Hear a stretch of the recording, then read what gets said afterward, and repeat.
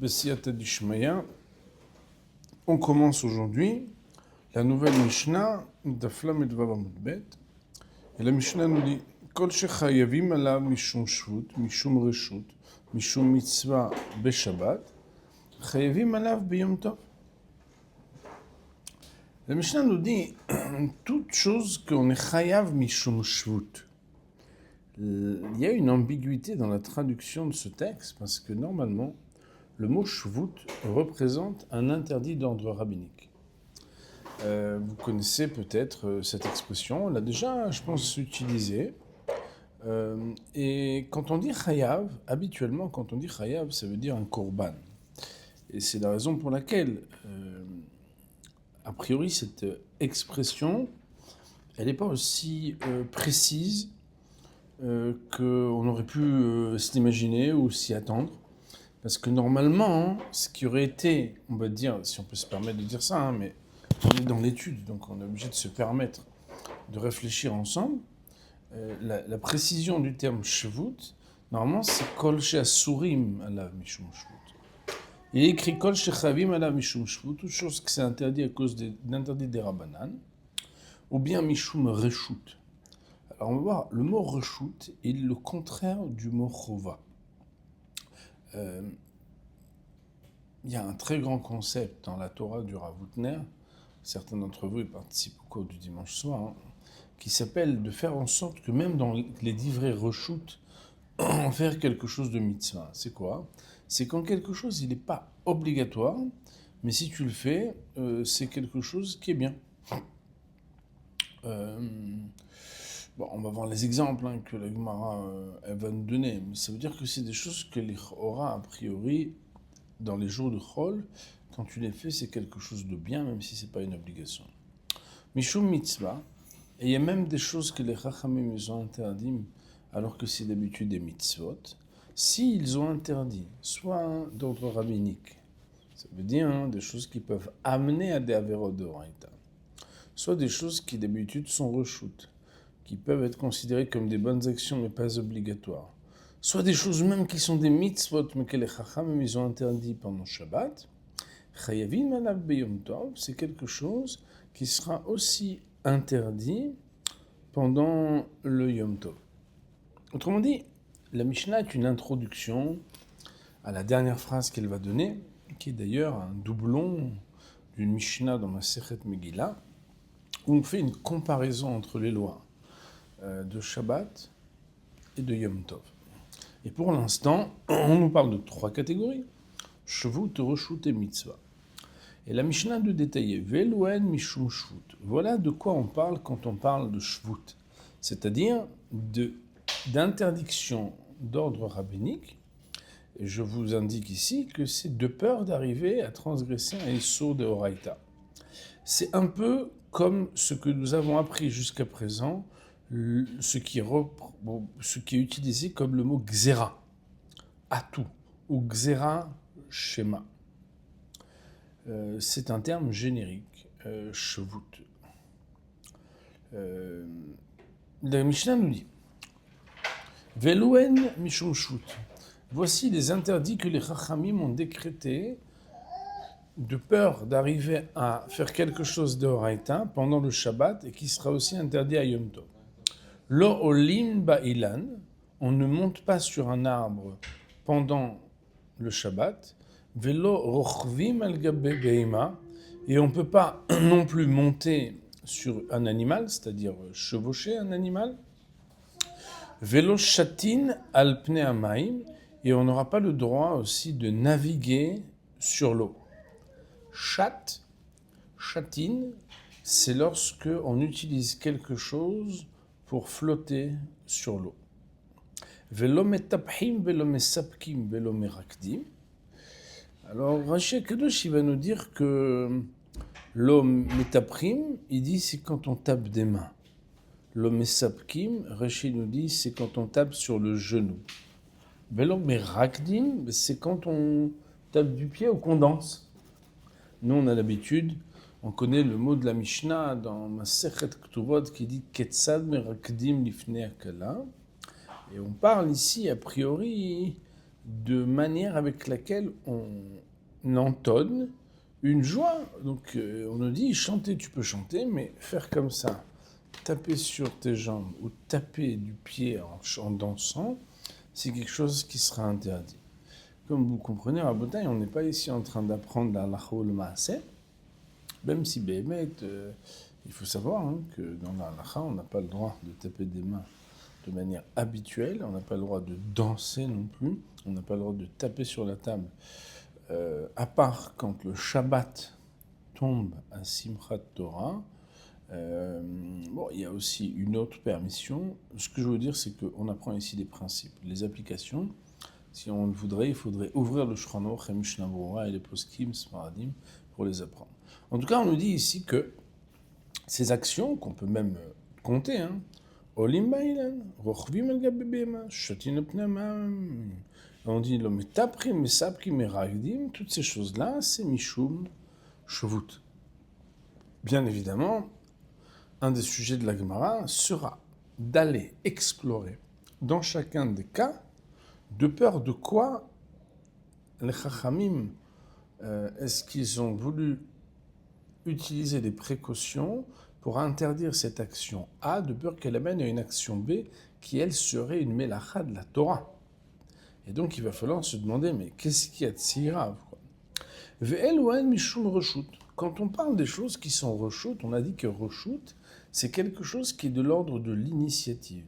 Si tu le fais, c'est peut-être quelque chose de bien, mais c'est pas quelque chose qui incombe à chaque juif de faire tous les jours. Quoi par exemple? Eh bien, l'odanim, on n'a pas le droit de siéger dans un bed-din le jour de Shabbat, et donc par ricochet dans cette Mishnah le jour de Yom Tov. Velo mekatchin, et on n'aura pas le droit d'épouser une femme pendant le Shabbat ou pendant le Yom Tov. Velo choltzim velo meyabmim, et les termes de Khalitsa et de Yiboum sont les termes qui relèvent de l'engagement d'un homme à devoir épouser l'ex-femme de son frère défunt lorsqu'il a laissé ce défunt une épouse sans enfant.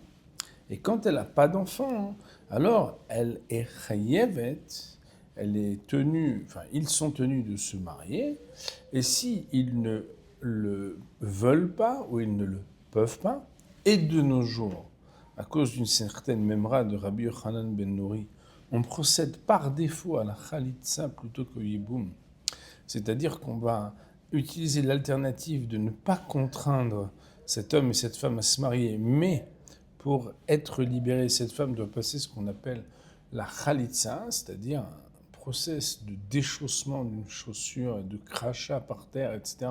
Tout ce qui bémet est rapporté dans le Chumash. C'est pas notre sujet aujourd'hui, en tout cas. De la même manière que les Chachamim ont interdit quelque chose qui, en principe, est quelque chose de reshoot les jours de Chol, c'est-à-dire des choses qui sont à l'initiative de la personne qui souhaite le faire, mais qui n'incombent pas à tout un chacun, eh bien, de la même manière qu'on n'a pas le droit de faire les kiddushin, l'acte qui engage les époux donc dans le fiançailles religieux, de la même manière, on n'a pas le droit de faire khalitsa yiboum, le déchaussement, le yiboum. Troisième catégorie, c'était mishum mitzvah. C'est qu'il y a des choses qui pourtant sont considérées comme des mitzvot, des actions prescrites par Kadosh Baruch Hu. C'est-à-dire que quand quelqu'un le fait, il applique son obligation vis-à-vis de Hachem, et pourtant c'est quelque chose qui sera interdit. Bien, la Mishnah nous dit, l'homme makdishin, on n'aura pas le droit de consacrer des choses en tant que ekdesh. Le mot ici n'est pas mekadshim, qui veut dire kiddushin, qui veut dire se marier, mais makdishin, qui veut dire consacrer un objet. Velo ma'arichin, on sait que quand on offre des objets, on offre, on consacre quelque chose, quelqu'un veut offrir un objet, une chaise. Mais il y a ce qu'on appelle ma'arichin. Ma'arichin, ça fait allusion au traité de Archin, au sujet des Arachin, qui est d'offrir la valeur d'un être. Comme si quelqu'un dit, sans parler du poids, qu'on soit ou non, fin ou bari, comme dit la Mishnah, comme dit le Passouk, il y a une valeur quand si quelqu'un dit j'offre ma valeur au Beth Amikdash, il y a un sujet pareil, Velo Maharimim, on n'a pas non plus le droit, on va dire, de consacrer dans des modalités qui s'appellent harem. Et donc ces choses-là, en fait, Velo Magbim Trouma ou Maaser, on n'a pas le droit non plus de prélever Trouma et Maaser. Donc tous ces champs lexicaux, c'est intéressant, ils sont autour de ce que l'on offre au Beth Amikdash, qui est considéré comme une mitzvah. C'est une mitzvah de le faire, et pourtant les Chachamim l'ont interdit. Et donc notre Mishnah nous dit Kol elu beyom tov amru, kal vachoy mer b'Shabbat. Toutes ces choses-là qu'on a dites, elles sont dites à Yom Tov, et a fortiori, elles sont dites à Shabbat. Et la Mishnah de nous dire En ben Yom Tov le Shabbat. Cette phrase-là, il faut savoir que c'est une phrase qui est commune aussi à un texte de Mishnah dans le traité de Megillah. Cette phrase qu'on cite maintenant, elle est à la fin du premier chapitre de Megillah. En ben Yom Tov le Shabbat, et là, ochel nefesh bilvad. Il n'y a entre Yom Tov et Shabbat, c'est-à-dire il n'y a de différence entre Yom Tov et Shabbat. Je vous rappelle qu'à l'époque, quand vous aviez les fonctions, l'intersection des deux, c'était le point qui faisait justement la disjonction, la différence. Donc, En ben Yom Tov et Shabbat, il n'y a de différence entre Yom Tov et Shabbat.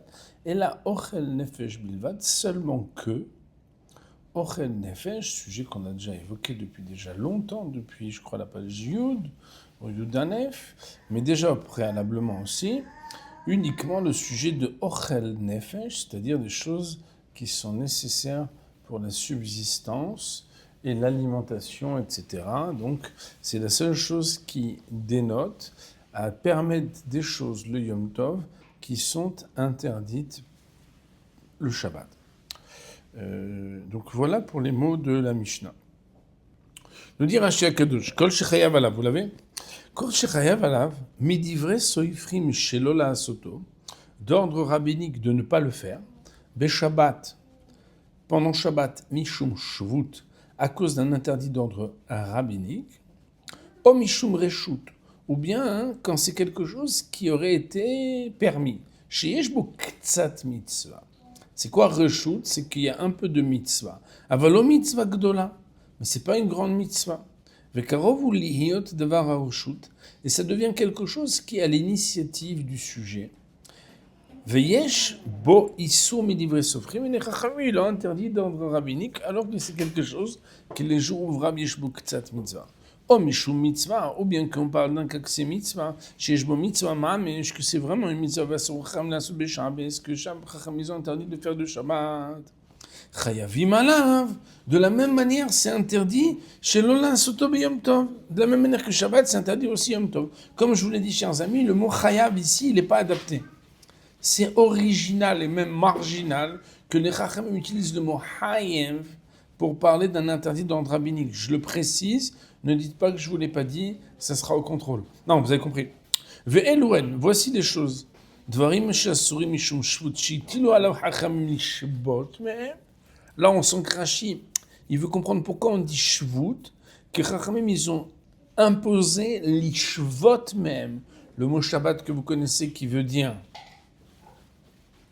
chômer, Chachamim ont imposé de chômer de ces actions. Ve'ein be'asyatam shum mitzvah. Et il n'y a pas dans leur réalisation une quelconque mitzvah. Quelles sont-elles ces actions? Lo limbailan ve'choulé. On n'a pas le droit de monter sur un arbre, etc., etc. Vous voyez qu'il y a marqué, etc. Et Rashi nous dit, kul ou. Mefaresh Bagmara, Amai, Gazur, Beur, Rabanan. Tous, la Gemara va expliciter pourquoi Gazur be'u rabanan. On avait déjà dit que la forme verbale conjuguée en araméen de Gazur, le vav avant la dernière lettre, qu'est-ce qu'on fait quand il est avant la dernière lettre? On le met après la dernière lettre en hébreu. Gazur, gazrou. Takun, tiknu. Amour, amrou. C'est qu'on prend la lettre qui est écrite avant la troisième lettre de la racine en araméen et on la met après cette lettre en hébreu. Donc la Gemara va expliquer pourquoi ils ont décrété les Chachamim à propos de ces actions.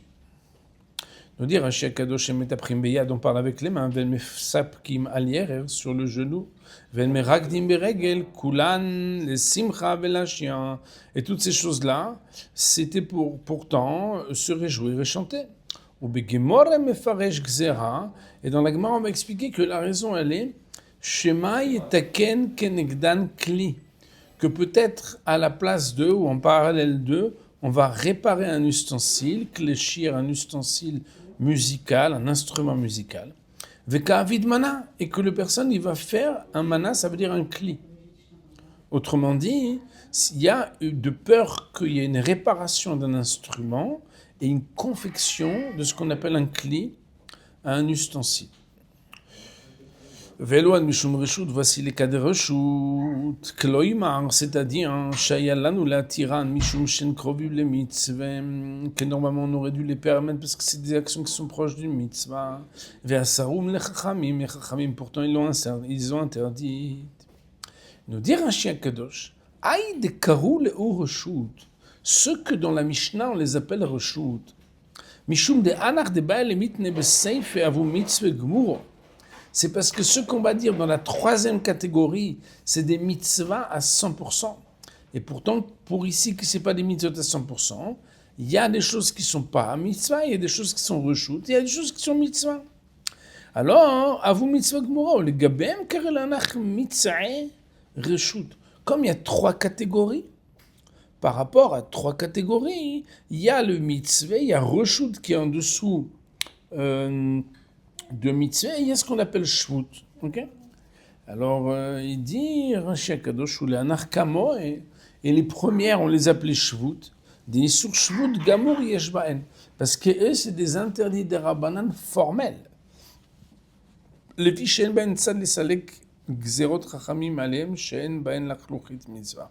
Parce que c'est pas possible d'enlever les gzerot des chachamim, quand en plus, il n'y a pas une once de mitzvah dans l'action qui allait être faite. Autrement dit, Rashi Akadosh, il nous explique qu'il y a ce qu'on appelle shvut, reshut et mitzvah. Shvut, c'est lorsque c'est une action qui elle-même, elle est ni permise ni interdite, mais comme elle peut amener à une transgression, alors ça s'appelle shvut. Il y a reshut, c'est que cette même action-là, de jour de chol, elle est un peu mitzvah, ça veut dire que c'est pas obligatoire pour chacun, mais celui qui l'a fait, c'est bien.